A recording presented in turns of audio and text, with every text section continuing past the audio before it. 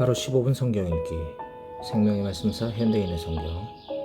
오늘은 제 175일차로 에스겔 45장부터 시작합니다. 에스겔 45장. 거룩하게 구별한 땅. 너희가 땅을 분배할 때에는 한 구역을 거룩하게 구별하여 나 여호와에게 바쳐라. 그 땅은 길이가 13.1km이며 폭이 10.5km이다. 그 구역 전체가 거룩한 땅이 될 것이다.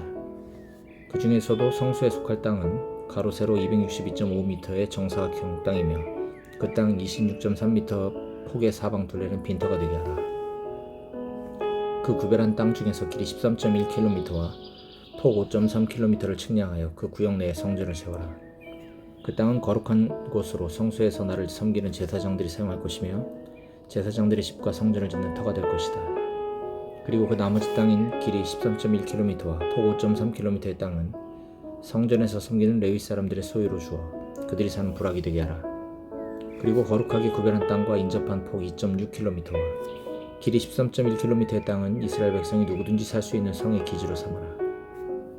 거룩하게 구별한 땅과 성의 기지 양쪽 옆으로 인접해 있는 땅은 왕이 차지할 땅이다. 그것은 서쪽으로 서쪽 국경까지 뻗고 동쪽으로는 동쪽 국경까지 뻗어 그 길이가 이스라엘 한 지파에게 분배된 땅의 길이와 같다. 이 땅이 왕의 소유가 되면 내 왕들이 다시는 내 백성을 억압하지 않을 것이다. 그리고 나머지 땅은 이스라엘 백성에게 지파대로 나누어 주도록 하라. 나 여호와가 말한다. 이스라엘의 통치자들아, 너희가 오랫동안 범죄하였다. 너희는 횡포와 탄압을 중단하고 공정하고 옳은 일을 하며 내 백성을 착취하는 일을 버려라. 이것은 나 주 여호와의 말이다. 너희는 정확한 저울과 대를 사용하라. 마른 것을 되는 에바와 액체를 되는 밭의 용량을 동일하게 하고 그 기준은 호멜로 하라. 한 호멜은 10에바이면 10밭이다. 그리고 한 세겔은 20게라이고 20세겔과 25세겔과 15세겔을 모두 합한 60세겔이 한 미나이다. 예물과 명절에 대한 규정. 너희가 바쳐야 할 예물의 기준은 이렇다. 밀과 보리는 너희 수확의 60분의 1을 바치고 기름은 너희 수확에서 밭으로 되어 100분의 1을 바쳐라. 10밭이 한 호멜이며 한 고르이다. 그리고 이스라엘의 모든 목장에서 양 200마리에 한 마리씩 바쳐라. 이 모든 예물은 백성의 죄가 용서받을 수 있도록 곡식으로 드리는 소제와 불로 태워 바치는 번제와 화해를 위한 화목제물로 사용되어야 할 것이다. 이것은 나 주 여호와의 말이다. 이 땅에 사는 모든 백성은 이 예물을 이스라엘 왕에게 드려야 하며 명절과 매월 초하루와 안식일과 이스라엘의 모든 지정된 명절의 번제와 소제와 술을 따르는 전제를 준비하는 것은 왕이 해야 할 일이다. 왕은 또 이스라엘 백성의 죄를 씻기 위해 속죄제와 소제와 번제와 화목제를 준비해야 한다. 나 여호와가 말한다. 정월 초하루 날에 너희는 흠없는 수송아지 한 마리를 가져다가 성소를 정결하게 하라. 제사장은 속죄제물의 피를 가져다가 성전의 문설주와 제단 밑받침 네 모퉁이와 안뜰로 들어가는 출입문 기둥에 발라야 한다. 너희는 또 무심결에 범죄하거나 무지해서 범죄한 자를 위해 그달 7일에도 그렇게 하여 성전을 거룩하게 하라. 1월 14일에는 7일 동안 계속되는 유월절을 지키고 이 기간 동안은 누룩 넣지 않은 빵을 먹어라. 이 명절 첫날에 왕은 자기와 모든 백성을 위해 죄를 씻는 속죄제물로 송아지 한 마리를 준비할 것이며 그는 또 그 명절 7일 동안에 매일 흠없는 것으로 수송아지 7마리와 순양 7마리를 나 여호와에게 바칠 번제물로 준비하고 속죄제물로 매일 순염소 한 마리를 준비해야 한다. 또 곡식으로 드리는 소제로는 수송아지 한 마리와 순양 한 마리에 대해서 각각 밀가루 22리터씩 준비하고 밀가루 22리터에 대해서는 기름 약 4리터씩 준비해야 한다. 7월 15일부터 시작되는 명절 7일 동안에도 왕은 매일 똑같은 것을 준비하여 속죄제와 번제와 소제와 기름을 드릴 수 있도록 하라. 에스겔 46장. 나 여호와가 말한다. 동쪽으로 향한 안뜰의 문은 일하는 6일 동안 닫아두었다가 안식일과 매월 초하루 날에만 열어야 한다. 왕은 바깥뜰에서 출입문 현관을 통해 들어와 그 문의 기둥 곁에 서고 제사장은 번제와 화목제를 드릴 것이며 왕은 문지방에서 경배한 다음에 밖으로 나가고 그 문은 저녁 때까지 닫지 말아야 한다.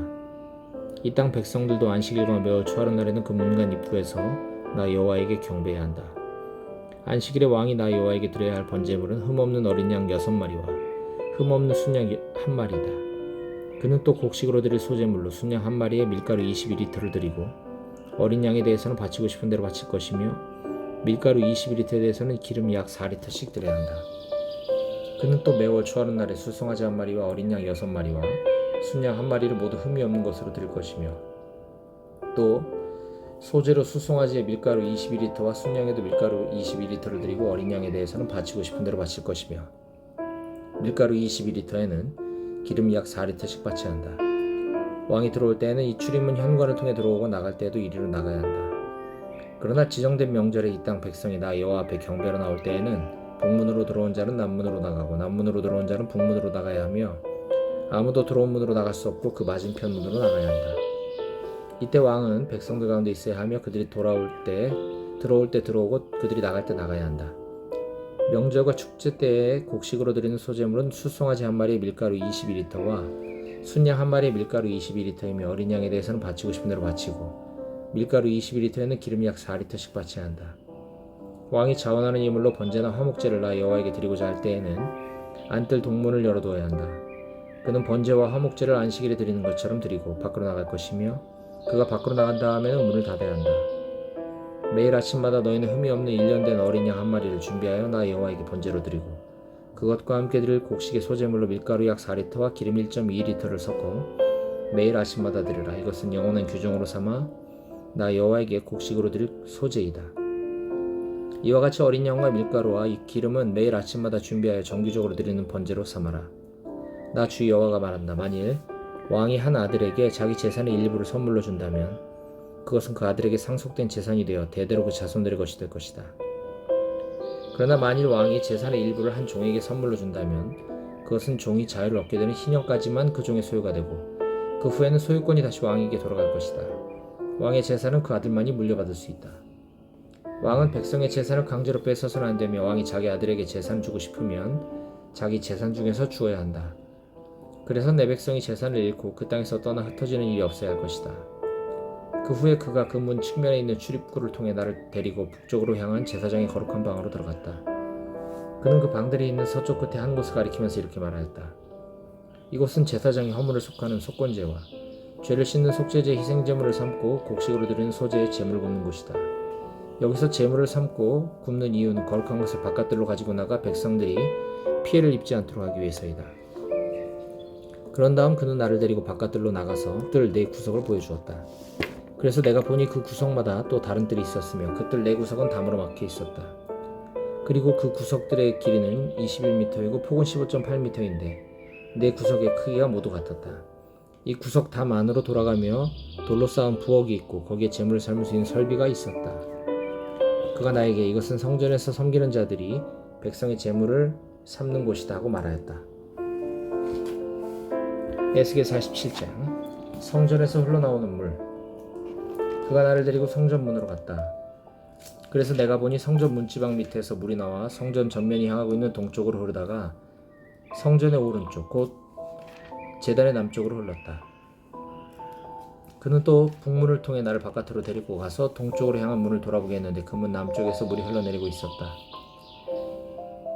그 사람이 손에 줄자를 들고 동쪽으로 나아가면서 525m를 측량한 다음 나에게 그 물을 건너게 하였다. 이때 물은 겨우 내 발목에 닿을 정도였다. 그가 다시 525m를 측량하고 나에게 물을 건너게 했을 때는 물이 무릎에까지 찼으며 다시 525m를 측량하고 나에게 물을 건너게 했을 때는 물이 허리까지 찼다. 그는 다시 525m를 측량하고 나에게 물을 건너게 하였다. 이번에는 그 물이 걸어서는 건널 수 없고 헤엄을 쳐야만 건널 수 있는 깊은 강이 되었다. 그때 그는 나에게 사람의 아들아 내가 이것을 잘 보았느냐 하고 물었다. 다음으로 그는 나를 데리고 강변으로 갔다. 내가 그곳에 가서 보니 양쪽 강변에 많은 나무들이 있었다. 그때 그가 나에게 말하였다. 이 물은 동쪽 지방으로 흘러 요단 계곡을 지나 사해에 이른다. 이 물이 사해로 흘러 들어가면서 사해의 그 짠물이 단물이 될 것이다. 이 강물이 흘러 들어가는 곳마다 모든 생물과 물고기가 번성할 것이며 이 물이 흐름으로 사해의 물이 담수가 되고 이 강물이 흐르는 곳에는 모든 것이 살 것이다. 그 해안에는 어부들이 있을 것이며 엔게드에서부터 엔 에글라임까지 어부들이 그물을 펴서 말리는 곳이 될 것이다. 그리고 그곳에도 지중해에 있는 고기와 같은 많은 종류의 고기들이 있을 것이다. 그러나 그 해변의 늪과 습지는 회복되지 못하고 소금의 원천으로 남게 될 것이다. 그리고 그 강의 좌우측 기슭에는 모든 종류의 과일나무가 자랄 것이며 그 잎이 시들거나 열매가 맺히지 않는 일이 없고 달마다 싱싱한 과일을 맺을 것이다. 이것은 그 강물이 성소에서부터 흘러내리기 때문이다. 그리고 그 과일은 다 먹을 수 있는 것들이며 그 잎은 약초로 쓸 것이다. 땅의 경계선. 주 여호와께서 말씀하셨다. 너희는 다음에 토지 경계선에 따라 이스라엘의 12지파에게 땅을 분배하라. 요셉 지파에게는 2 구획을 주어야 한다. 내가 너희 조상들에게 이 땅을 나눠주겠다고 엄숙하게 약속하였다.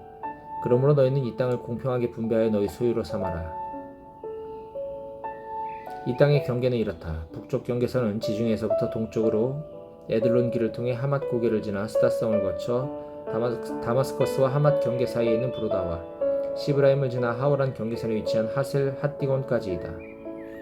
다시 말하면 지중해에서부터 하맛을 거쳐 다마스커스의 북쪽 경계인 하살 에난까지가 북쪽 경계선이다. 동쪽 경계선은 하살 에난에서부터 남쪽으로 하오란까지 가서 서쪽으로 구보 길앗과 이스라엘 사이에 있는 요단강을 따라 사해 남쪽 다말까지이다. 남쪽 경계선은 다말에서부터 가데스의 무리바셈을 지나 이집트 시내를 따라 지중해까지이다. 서쪽 경계선은 지중해인데 그것은 남쪽 경계선에서부터 북쪽 경계선이 시작되는 지점까지이다. 너희는 이 땅을 이스라엘 지파에 따라 분배하라. 너희 가운데서 자녀를 낳고 사는 외국인들에게도 땅을 분배해 주어야 한다. 너희는 그 외국인들을 본토에서 난 이스라엘 사람처럼 여기고 그들도 너희와 함께 이스라엘 지파 중에서 땅을 얻게 하되 그들이 현재 살고 있는 지파에서 그들의 몫을 주도록 하라. 이것은 나 주 여호와의 말이다. 에스겔 48장 땅의 분배. 각 지파에게 분배될 땅 전체의 북쪽 경계선은 지중해서부터 동쪽으로 헤들론을 지나 하맛 고개를 넘어 다마스커스의 북쪽 경계선에 있는 하살 에난까지이다. 동쪽 경계선에서 서쪽 경계선까지 위에서부터 아래로 한 구획씩 차례로 각 지파에게 분배하라. 제일 북쪽 구획은 단지파의 땅이며 단지파의 경계선 아래로 동쪽 경계선에서 서쪽 경계선까지는 아셀 지파의 땅이다. 그 다음으로 분배받을 지파는 위에서부터 아래로 납달리 지파, 므낫세 지파, 에브라임 지파, 르우벤 지파, 유다 지파의 순서이다. 유다 지파의 경계선 아래로 동쪽 경계선에서 서쪽 경계선까지는 특별한 용도를 위해 너희가 따로 떼어놓을 땅이다. 이 땅의 폭은 북에서 남까지 13.1km이며 길이는 각 지파에게 분배될 땅의 동서 길이와 같고 그 성전은 그 지역 내에 위치할 것이다. 너희가 나 여호와에게 바쳐야 할 성소의 땅은 길이가 13.1km이며 폭이 5.3km이다. 이 거룩한 땅은 제사장이 소유할 몫이다. 이것은 동에서 서까지 13.1km이고 북에서 남까지 5.3km인데 그 중앙에 나 여호와의 성전이 위치할 것이다. 이 땅은 사독의 자손 중 거룩하게 구별된 제사장들을 위해 마련된 것이다. 그들은 자기 직분을 지키고 이스라엘 백성이 잘못된 길에 빠졌을 때 다른 레위 사람들처럼 잘못된 길에 들어서지 않는 자들이다. 그래서 그들은 레위 지파의 땅 경계선과 인접한 곳에 거룩하게 구별된 땅을 소유하게 되었는데 이것은 모든 땅 중에서 가장 거룩한 땅이다. 제사장의 땅 경계선을 따라 레위 사람들은 길이 13.1km와 폭 5.3km의 땅을 소유하게 될 것이다. 특별히 구별하여 나 여호와에게 바친 땅을 팔거나 바꾸거나 다른 사람에게 넘겨줄 수가 없다. 이것은 거룩하여 나 여호와에게 속한 땅이기 때문이다. 특별히 떼어놓은 이 거룩한 땅과 인접한 폭이 2.6km와 길이 13.1km의 땅은 거룩한 곳이 아니므로 일반 성으로 사용하여 주택지와 빈들을 삼고 성은 그 중앙에 세워야 할 것이다. 그 성의 크기는 약 2.4km의 정사각형이다. 그리고 그 성의 빈들은 그 성 사방으로 동서남북이 다 131m씩이다. 또 거룩하게 구별된 땅과 인접해 있는 성의 기지 나머지 면적 곧 그 성의 좌우로 각각 길이 5.3km와 폭 2.6km의 땅에서 나는 농산물은 성에서 일하는 사람들의 식량이 될 것이다. 이스라엘의 어느 지파에서 왔든지 그 성에 사는 사람들이 그 땅을 경작하게 될 것이다. 그래서 거룩한 땅과 성의 기지를 포함한 전체 면적은 가로 세로가 다같이 13.1km인 정사각형이다. 너희는 성의 기지와 함께 이 거룩한 땅을 따로 떼어놓아야 한다. 거룩하게 구별하여 드릴 땅과 성의 기지 좌우측에 인접해 있는 땅은 왕이 차지할 땅이다. 이것은 거룩한 땅과 성의 기지에서 동쪽으로 동쪽 경계선까지 뻗어 있고 서쪽으로는 서쪽 경계선인 지중해까지 뻗어 있으며 이 땅 일부는 다른 지파의 땅과 연접해 있다. 그리고 거룩하게 구별한 땅과 성소는 왕의 땅 중간에 있을 것이다. 그래서 레위 지파의 땅과 성의 기지가 왕이 차지할 땅 중간에 있을 것이며 또 왕의 땅은 유다 지파의 경계선과 베냐민 지파의 경계선 사이에 있을 것이다. 특별히 구별한 이 땅의 남쪽은 나머지 지파가 차지할 땅이다. 동쪽 경계선에서부터 서쪽 경계선까지 그 아래 지역을 차례로 한 구획씩 분배하면 제일 위쪽은 베냐민 지파의 땅이며 베냐민 지파의 경계선 아래로 동쪽 경계선에서부터 서쪽 경계선까지는 시몬 지파의 땅이며 그 다음은 이사갈 지파, 스불론 지파, 갓 지파의 순서이다.